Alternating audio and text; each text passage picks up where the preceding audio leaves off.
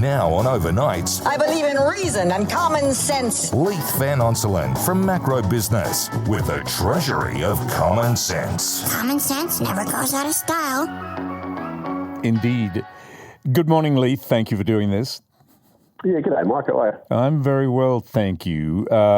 Economically, though, it all looks pretty grim. Not if you ask Jim Chalmers, but, could we talk about the real world, you and I, Leith? What do you think? Yeah, mate. We might as well. So on Wednesday, the mid-year economic and financial fiscal update was released. So that's basically the half-year budget review. So the federal budget comes out in May. Just before Christmas, every year they release their sort of updated forecast, all that sort of stuff. And it's probably worth giving a little bit of context around this one first. So when the Albanese government came to office in mid-2022, it was greeted by an absolute windfall of unexpected revenue. So it was kissed on the backside by the budget angel. And what effectively happened is that the federal budget got upgraded by about $1/3 of $1 trillion. So about $380 billion of extra money. And this was unexpected. And it came from three primary factors. So first of all, listeners might remember that in early 2022, Russia invaded Ukraine, right? So it was a terrible event. They went and invaded Ukraine. But for the federal budget, it was fantastic because what it did was it pushed up global commodity prices. So pretty much all the major things that Australia sells to the rest of the world, so we're talking iron ore, coal, natural gas, those sorts of things, all rocketed in price because of the war. And what that meant was that the federal government collected heaps and heaps and heaps of extra money. Like we're talking well over $100 billion of extra company tax receipts over the next few years. On top of that, as we know, the Albanese government ramped up immigration. So in its first budget in October 2022, it forecast that we'd have 470,000 net overseas migration for over 2 years. Instead, we got around 1 million. So we had way more migration than they forecast. And what that did was that boosted personal income tax receipts. So obviously, when you import 1 million people, most of those people will work, they'll pay taxes. Those taxes through personal income taxes, etc., go to the federal government. The cost of that migration does not fall on the federal government. It tends to go to the states and to us residents at large. So the federal budget basically got a massive windfall of extra personal income tax receipts, but didn't bear the cost of the extra migration. And the final factor is we got higher inflation and therefore higher wage growth. So I'm not talking about real wages. So once you take out inflation, we went backwards. But at least in just dollar terms, we had strong wage growth. And what that did was that then meant that we all got pushed up into higher tax brackets. Our average tax rates went up and the federal budget collected oodles more personal income tax that way. So the long and short of it is that these three factors meant that the federal budget, the Albanese government collected an extra $380 billion in revenue. And what it's done is it effectively spent some of that revenue by ramping up, public spending. We've seen it through a whole bunch of extra employment in the public service. And the problem going forward, Mike, is that those three factors that have driven up the budget windfall are now fading or going into reverse. So commodity prices are now falling, which means that the MyInfo has forecasted fewer company tax receipts. Immigration slowing, although it's still at a very high level. That's going to lower the growth in personal income taxes, and inflation and wage growth are also falling, which means that the federal budget's going to collect less income taxes as well. And at the same time, it's the federal budgets. The federal government's also ramped up spending. So on Wednesday, they delivered the mid-year economic and fiscal update, and that showed that after recording, budget surpluses last year, it's projected that we're going to have deficits for as long as the eye can see now. So it's forecast that we're going to get headline budget deficits cumulatively over the next 4 years of $233 billion.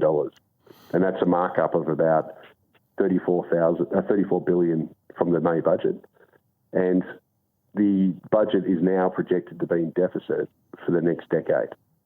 So it's a pretty, diabolical affair. There was a lot of luck to begin with when they came to office. Now that luck's run out, and now we're staring at budget deficits for as long as the eye can see.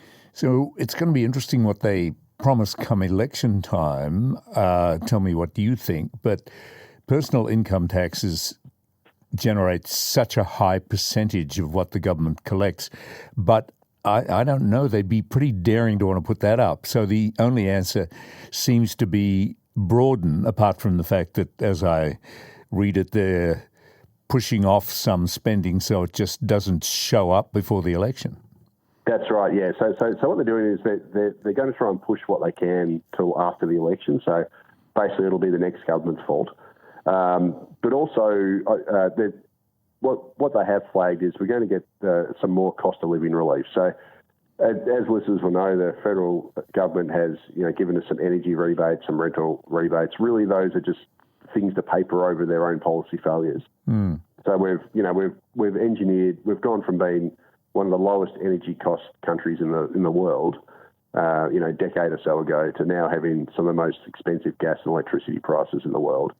And instead of fixing the underlying problem, the federal budget has thrown billions of dollars at us to try and, paper over high energy costs through subsidies.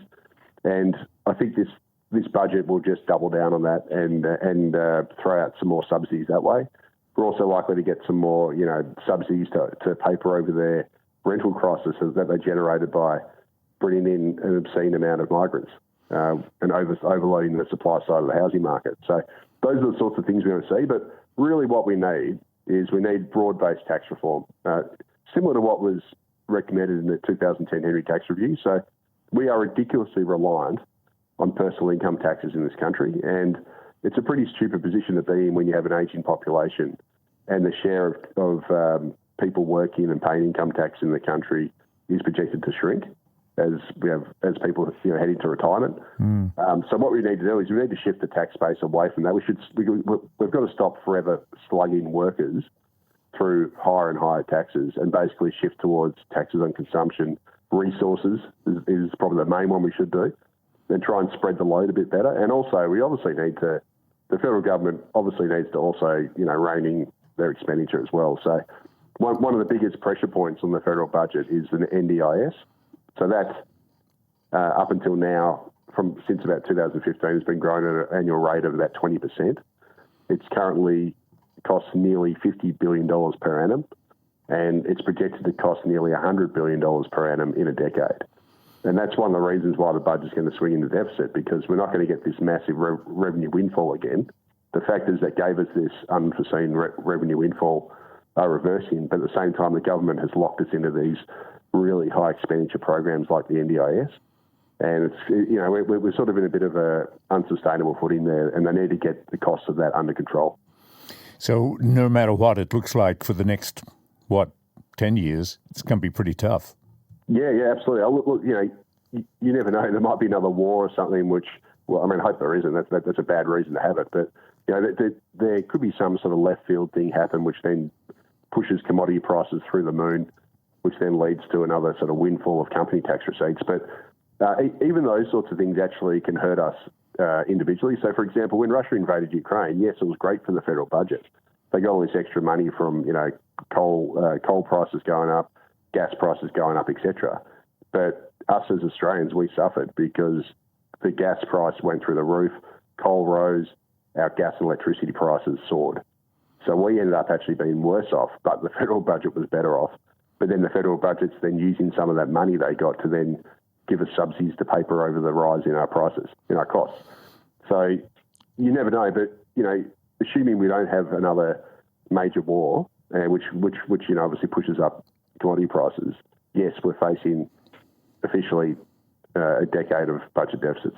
So either way, it's not a great choice. No. Leith, appreciate your comments as always. Thank you for coming on the program. And if it's not a contradiction, have a happy Christmas. Thanks, Michael. I'll speak to you next time. Okay. Thanks, Leith. Leith Van Onselen, and Leith is Chief Economist of the MB Fund and MB Super and co-founder of Macro Business. Well, I got